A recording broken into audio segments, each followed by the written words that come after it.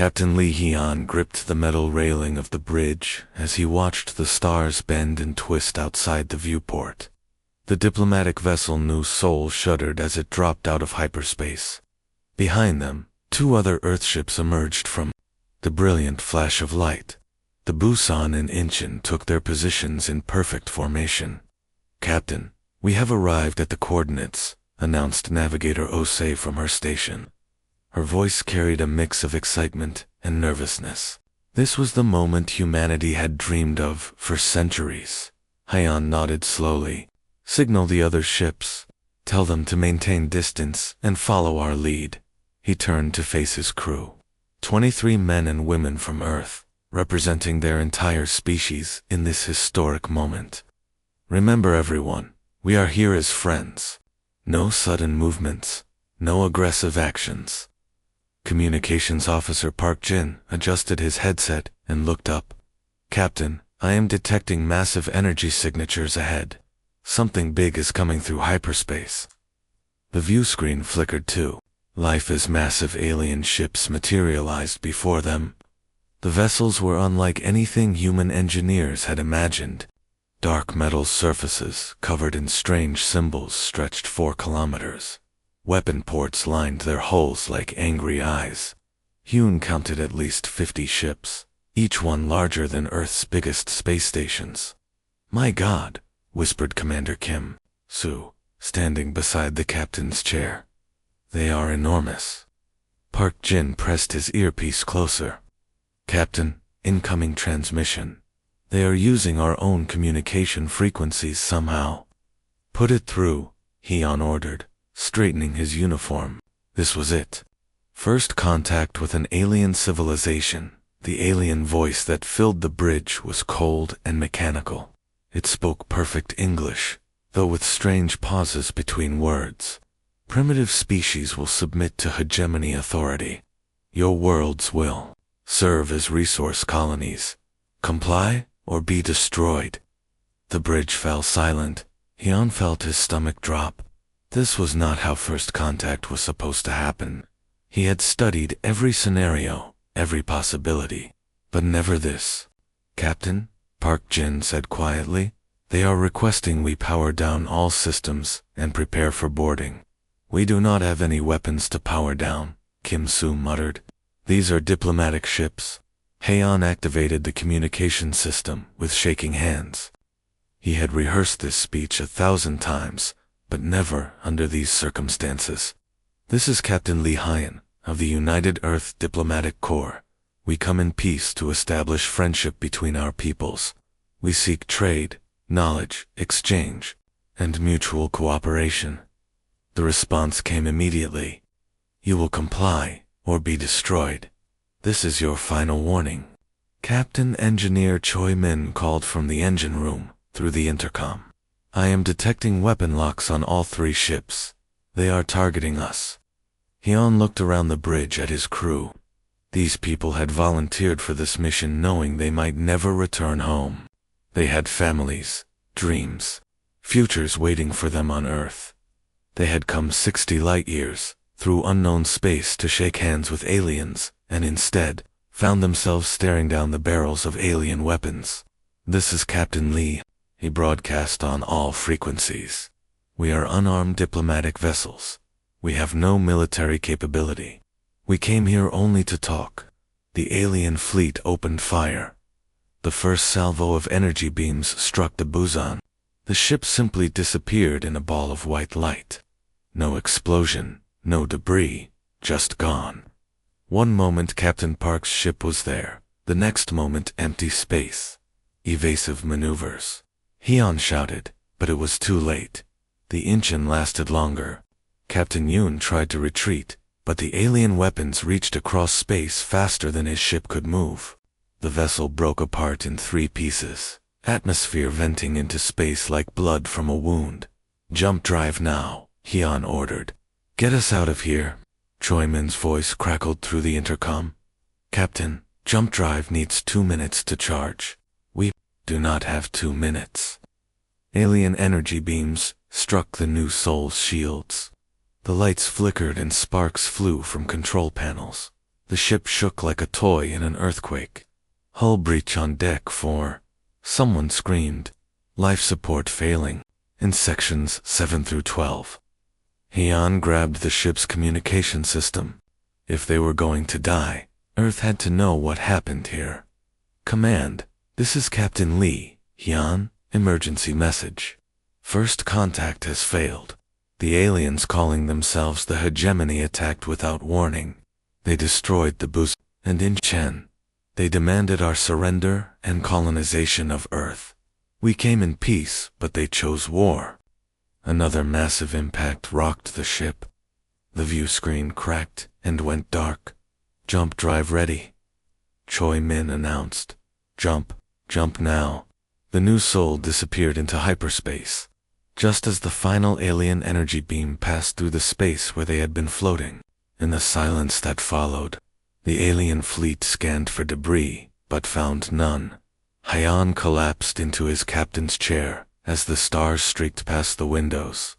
Around him, his crew worked frantically to repair damaged systems.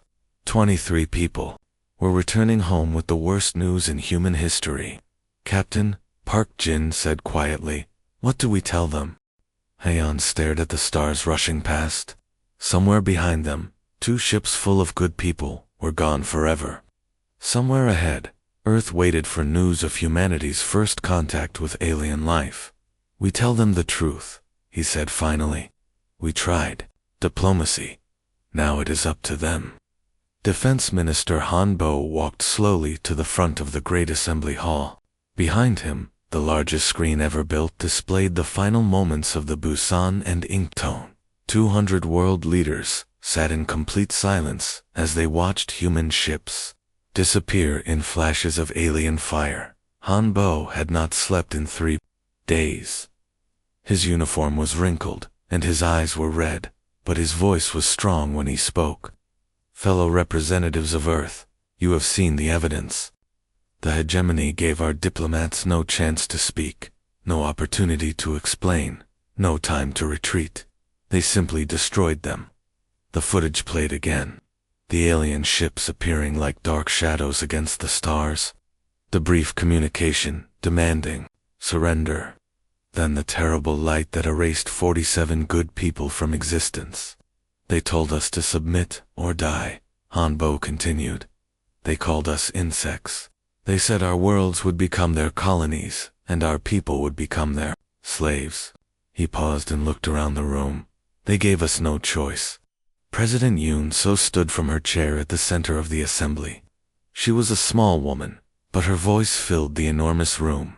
"The United Earth Assembly recognizes that a state of total war now exists between Earth and the alien force known as the hegemony."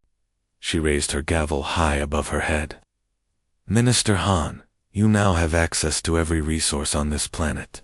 Every factory, every scientist, every piece of technology we possess is yours to command."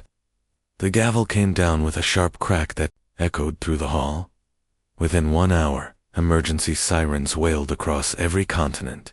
Factory workers received new orders through their communication devices. Scientists abandoned their current projects and reported to military facilities. Ship captains found their vessels, requisitioned by Earth Defense Command. Dr. Lim Jun stood in his laboratory looking at blueprints that covered every wall. As head of the Global Technology Consortium, he controlled the most advanced research facilities on Earth. But now, those facilities had a new purpose. "Show me what we have," he said to his assistant, Engineer Park Min. Park Min activated the holographic display. Cargo ships, passenger liners, mining vessels, research platforms, and construction equipment. None of it designed for war. "Then, we redesign it," Lim Jun said simply. "Cargo ships have large empty spaces. We fill those spaces with missiles. Passenger liners can carry soldiers instead of tourists. Mining equipment is already built to break apart solid rock. What do you think it will do to alien ships?" Parkman stared at the rotating images of civilian vessels. "Sir, these modifications will take months, maybe years." "We do not have years," Limjon replied. We have 6 months before they return, maybe less. On the moon, Admiral Namki stood in the command center of Luna Shipyard, the largest construction facility in the solar system. Through the transparent aluminum windows, he could see thousands of construction drones working under the harsh light of the sun. They moved like metal insects, welding, cutting, and building without rest. Report, he said to Chief Engineer. O.O.D. pulled up the construction schedules on her tablet. Sir, we are converting everything. The passenger ship Harmony is becoming a troop carrier. The cargo vessel Prosperity is being fitted with missile launchers. The mining ship Endurance is getting armor plating and kinetic weapons. Namki nodded. How long until we have a combat-ready fleet? 6 months for basic retrofitting, Oda replied. But sir, we are not really building warships. What do you mean? Oda smiled, but it was not a happy smile. It was the smile of someone who had seen the footage of human ships being destroyed and wanted revenge. Sir, warships are built to fight other warships according to established rules of combat, but there are no rules in this war. The aliens proved that when they fired first. She activated another display showing strange-looking vessel designs. We are building something the galaxy has never seen before. Ships that look harmless but carry terrible weapons. Vessels that appear to be cargo haulers but can ram enemy ships at incredible speeds. Mining equipment that can tear apart enemy hulls, like paper. Namki studied the designs. These do not look like any military vessels I have ever seen. Exactly? Oda said. The hegemony expects us to build copies of their ships and fight them the way they fight each other. Instead, we are building something completely different. We are building surprises. Back on Earth, factories that had produced cars now built missile guidance systems. Shipyards that had constructed luxury cruise ships now welded armor plates. Universities that had studied alien biology now researched alien weaknesses in a secure facility beneath the Swiss mountains. Dr. Yang Il analyzed the recovered data from the new Sol. Their ships use a specific type of energy shielding, she explained to a room full of military officers. But every shield has a frequency it cannot stop. Can we build weapons that use that frequency? Asked General Li Ho. We already are, Yang Il replied. Every ship in our new fleet will carry them. President Yoon So stood on the balcony of her office, looking up at the night sky. Somewhere out there, alien ships were preparing to return and finish what they had started. But Earth was no longer the same planet they had left behind. Minister Han, she said into her communication device, how much time do we need? 6 months, Madam President. Give us 6 months, and when the hegemony returns, they will find a very different Earth waiting for them. Above them, the stars looked peaceful and beautiful, but soon, those stars would witness something the galaxy had never seen before: humanity. At war, the hegemony punishment fleet dropped out of hyperspace, expecting to find Earth defenseless and ready to surrender. Fleet Commander Zethkar had brought 200 warships to finish what the first contact had started. His species had conquered 47 worlds using the same strategy. Demand submission, destroy resistance, claim the planet. Scan the system, he ordered his bridge crew. Show me their pathetic defenses. The scanner operator looked confused. Sir, I detect only civilian vessels, cargo ships, passenger liners, mining equipment. No military signatures at all. Zethkar laughed with satisfaction. The insects learned their lesson. Prepare boarding parties. We will take their leaders alive and make examples of them. But 60 million kilometers away, Admiral Kong Tae stood on the bridge of what appeared to be a simple cargo vessel named Sejong. Around him, his crew monitored screens showing the alien fleet's movements. The ship looked like an ordinary freight hauler from the outside, but inside it housed the most advanced command center humanity had ever built. Contact all vessels, Kong Tae ordered. Operation Trojan Horse begins now. Across the solar system, dozens of seemingly harmless civilian ships received the signal. The cargo vessel Mokbo was carrying grain from Mars to Earth when the war started. Now it carried something else entirely. Captain Runam stood in the Mokbo's modified cargo hold, watching his crew make final preparations. Engineering, report. Kinetic. Impactor, armed and ready. Sir, came the reply. Hull ejection systems operational. Good. Runam activated, ship-wide communications. All hands, this is your captain. 6 months ago, they murdered our diplomats. Today, we return the favor. Prepare for hull separation. The hegemony fleet moved closer to Earth, confident in their overwhelming numbers. They had no idea that the innocent-looking cargo ship drifting nearby was actually a massive bullet aimed at their hearts. Hull separation in 3, 2, 1, announced the Mokbo's computer. The ship's outer hull exploded away in carefully controlled sections, revealing the deadly surprise hidden inside. What the aliens had thought was a simple cargo vessel was actually a kinetic impactor weighing 50,000 tons, accelerated to 12% of light speed by hidden fusion engines. Zethkar watched in horror as the projectile slammed into his flagship. The massive alien vessel, protected by energy shields that could stop any normal weapon, simply vaporized on impact. The kinetic energy was so enormous that nearby ships were damaged by the shockwave alone. What was that? He screamed at his crew. Before anyone could answer, 2 more hegemony cruisers exploded. The passenger liner, Bizan II, rebuilt and renamed after the ship lost in first contact, had revealed hidden torpedo tubes along its hull. The missiles it fired were not normal explosives. They were fusion warheads built using alien technology, recovered from the first battle. All ships, evasive action, Zethkar ordered. But it was too late. The mining vessel Gangwon had been built to tear apart asteroids for their metals. Its massive drilling equipment and rock crushers had been modified for a new purpose. The ship rammed straight into an alien destroyer, its industrial cutting beams slicing through the enemy hull like paper. Tactical Officer Shinhai monitored the battle from the Seitong's bridge. Sir, I am receiving alien distress calls on multiple frequencies. They are requesting immediate backup. Admiral Kong Tae's expression was cold. Jam all their communications. I do not want any of them calling for help. Yes, sir. Beginning electronic warfare operations. The human ships moved through the alien fleet, like wolves hunting sheep. Every vessel that looked peaceful and defenseless revealed terrible hidden weapons. Construction ships fired streams of molten metal. Research vessels launched swarms of attack drones. Even hospital ships had been converted into missile platforms. In 2 hours, the hegemony punishment fleet was destroyed.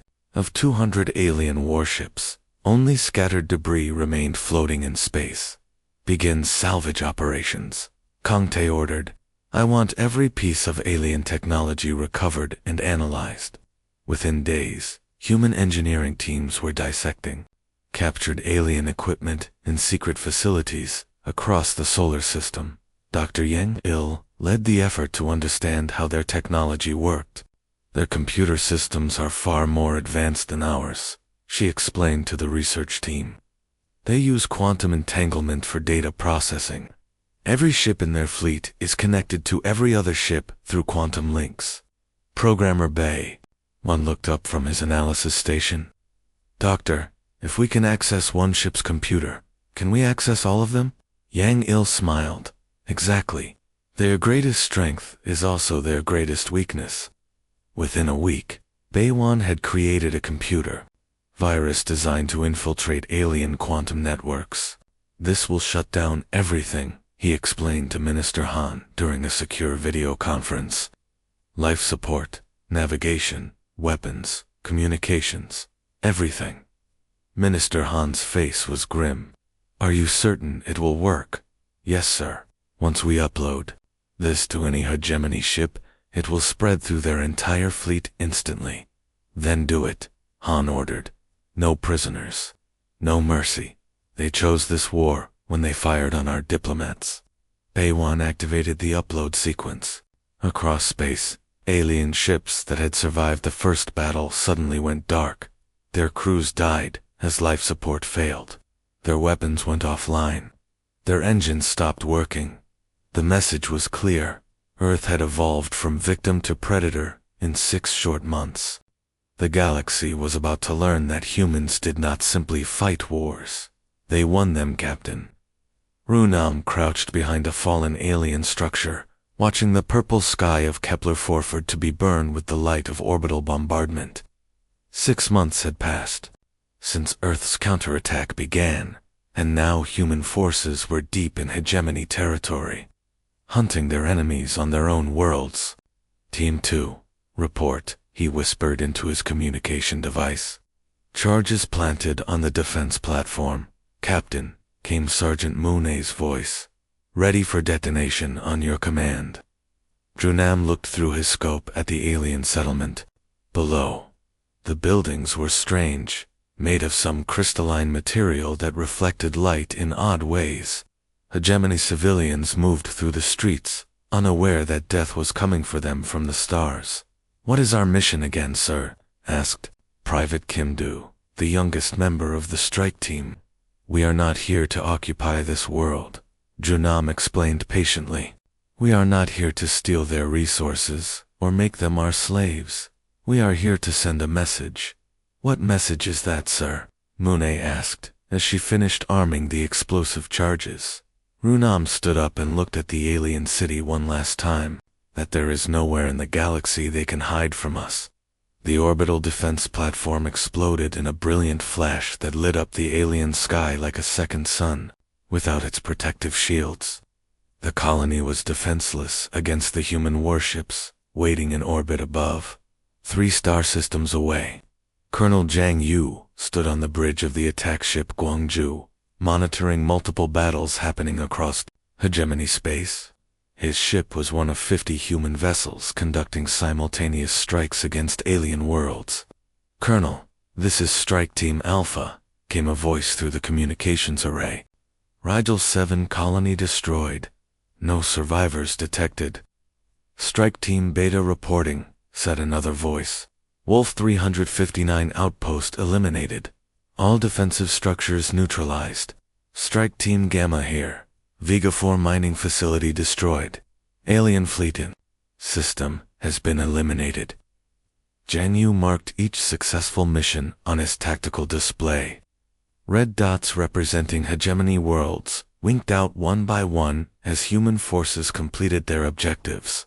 In 6 months, humanity had gone from defending their home system to conducting offensive operations across 1,000 light-years of space. How is this possible? He asked his navigation officer, Lieutenant Park Sun. Sir, we reverse-engineered their faster-than-light drives, Park Sun explained. But our engineers made improvements. Where it takes hegemony ships 3 weeks to travel between star systems, our ships can make the same journey in 5 days. And our tactics. The aliens fight for territory, sir. They want to control worlds and populations. But we fight for something different. What is that? Park Sun's voice was cold. Extinction, sir. We fight to make sure they can never threaten Earth again. The difference in strategy was becoming clear across hegemony space. When alien fleets attacked human positions, they tried to capture intact ships and facilities. They followed ancient rules of warfare that emphasized conquest and control. Human forces followed no such rules. When the Soul encountered a hegemony patrol fleet near Proxima Centauri, Captain Liso did not attempt to capture enemy vessels. Instead, her ship rammed straight through the alien formation at maximum speed, using its armored hull as a kinetic weapon. The impact destroyed 3 enemy cruisers instantly. Sir, we have disabled the remaining alien ships, reported her tactical officer. They are requesting permission to surrender. Denied, Liso replied. Finish them. The human approach to warfare confused and terrified their enemies. Hegemony commanders had conquered dozens of species, using the same basic strategy. Demonstrate. overwhelming force, demand surrender, accept submission, and integrate the defeated civilization into their empire. But humans refused to surrender. Even when outnumbered, even when facing certain defeat, human ships fought until they were destroyed. And when humans won battles, they took no prisoners and left no survivors. On Earth, President Yoon so addressed the world from her office in Geneva. Behind her, a massive display showed the current state of the war. Red markers indicated hegemony worlds under attack.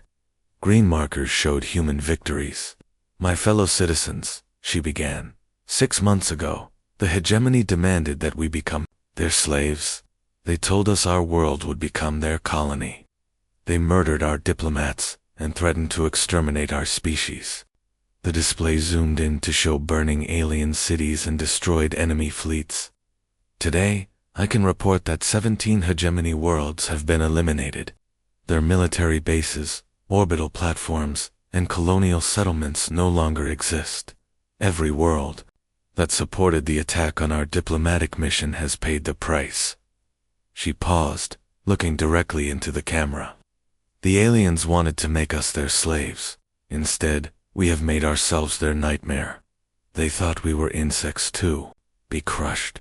They have learned that insects can bite back. Across the galaxy, hegemony leaders watched the broadcast in growing panic.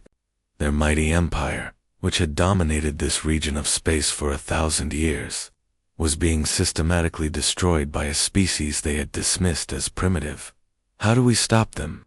Asked High Commander Vexter during an emergency meeting. We cannot, replied Intelligence Chief Morden.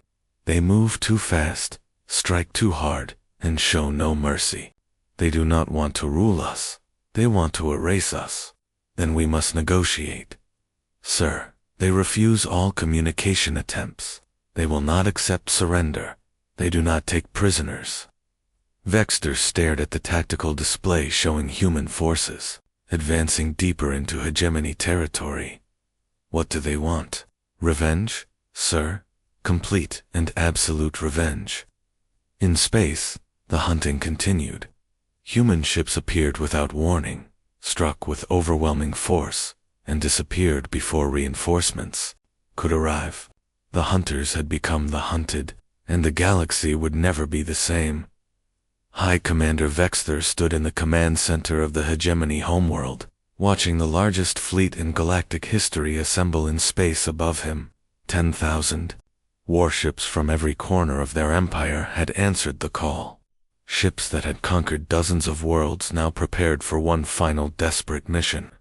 This is everything we have left, reported Fleet Admiral Kolmesh. Every surviving vessel, every remaining crew, every weapon we can gather. Vexter nodded grimly. In 2 years of war, the humans had destroyed most of their empire. Colonies burned, outposts lay in ruins, and entire star systems had gone silent. Now only the homeworld remained, protected by ancient defense systems that had never failed. The humans cannot have built a fleet large enough to match ours, he said. We still outnumber them 1,000 to 1. Sir, long-range sensors detect human ships at the edge of the solar system, came a report from the scanning station. Only 50 vessels. They appear to be standard converted civilian ships. Vexter felt a surge of confidence. 50 ships against 10,000. These humans have finally made a mistake. All fleets, prepare to jump to Earth coordinates. We will end this war today. But 60 million kilometers away, Dr. Lim Jun sat in a hidden facility built inside an asteroid, watching the final preparations for humanity's ultimate weapon. For 2 years, he had worked with the greatest minds on Earth to create something the galaxy had never seen before. Status report, he said to his team of engineers and physicists. Quantum cascade device is fully charged, Doctor, reported Chief Engineer Yang Min. All targeting coordinates locked in. We are ready to fire. Lim Jun looked at the massive machine that filled the entire asteroid. It did not look like a weapon. There were no guns, no missiles, no obvious means of destruction. Instead, complex, Arrays of quantum field generators surrounded a sphere of pure energy that hummed with barely contained power. "Sir, are you certain this will work?"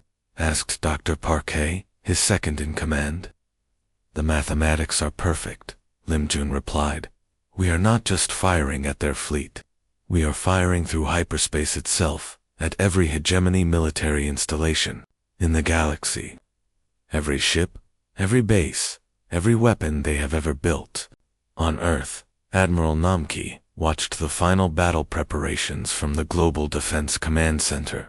Around him, dozens of officers monitored screens showing the approaching enemy armada. "Sir, the hegemony fleet has begun their jump to our solar system," reported Communications Officer Choi Bo. "Let them come," Namki said calmly. "Dr. Lim, you may fire when ready." In the asteroid facility, Lim Jun placed his hand on the activation control. "For Captain Lee Hyun and the crews of the Busan and Incheon. For every human who died because we tried to make peace. Fire." The quantum cascade device activated with a sound like reality itself tearing apart. But instead of firing conventional weapons at the enemy fleet, it did something far more terrible. The device reached through the fabric of space and time, following quantum entanglement patterns that connected every piece of hegemony technology in the galaxy. The enemy armada dropped out of hyperspace near Jupiter, ready to continue their journey to Earth. For exactly 3 seconds, they maintained their formation. Then every ship simply stopped working.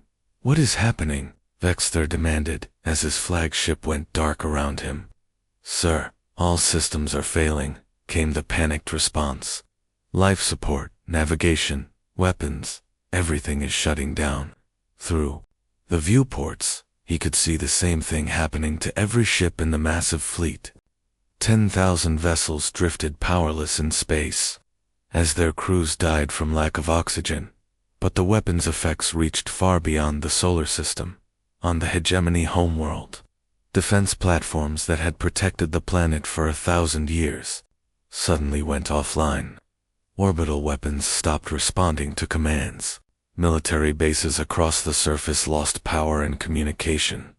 On distant colony worlds, hegemony garrisons found their equipment failing simultaneously.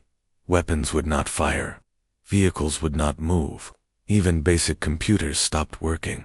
The quantum cascade had reached through hyperspace to every piece of hegemony military technology in the galaxy and destroyed it all in the same instant. Admiral Namki watched his displays as reports came in from across known space. Confirmed shutdowns at Rigel System. Vega military bases offline. Centauri garrisons. Report total equipment failure?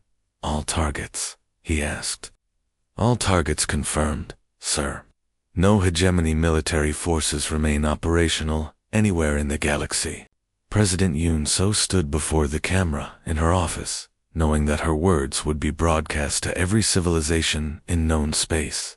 Behind her, displays showed the floating wreckage of the enemy armada and the coordinates of every silenced hegemony base. "To all civilizations receiving this message," she began, "I am President Yoon So of the United Earth Government. 2 years ago, Earth sent diplomatic vessels to make peaceful contact with the species known as the hegemony. We came offering friendship, trade, and cooperation." She paused, letting that fact settle in the minds of alien leaders across the galaxy. "The hegemony responded by destroying our ships and demanding our surrender. They declared that our world would become their colony, and our people would become their slaves. They gave us a choice: submit or die." The display behind her showed the final moments of the Busan and Incheon, the images that had started this war. "Today, we have ended that war permanently. Every hegemony military installation in the galaxy has been destroyed. Every warship has been disabled. Every weapon has been rendered useless. The hegemony no longer possesses the ability to threaten any world, anywhere." She looked directly into the camera, her voice becoming harder. "We are not conquerors. We do not seek to rule other species, or claim their worlds. We are survivors. But let this serve as a warning to any civilization that might consider following the hegemony's example. Touch our diplomats again, threaten our worlds again, and you will discover what Earth considers a proportional response. The president stepped closer to the camera. We fired the second shot in this war. It was also the last. In the silence that followed her words, a recording began to play across all communication frequencies. It was Captain Lee Hyan's final message from 2 years ago, transmitted from the dying bridge of the New Soul. Command, this is Captain Lee. First contact failed. They attacked without provocation. Tell Earth we tried diplomacy. It is up to you now. The message played once, then ended. Across the galaxy, alien civilizations received Earth's broadcast and understood the lesson it contained. Humanity had tried peace first. When peace failed, they had made certain that war would never happen again. The age of the hegemony was over. The age of humanity had begun.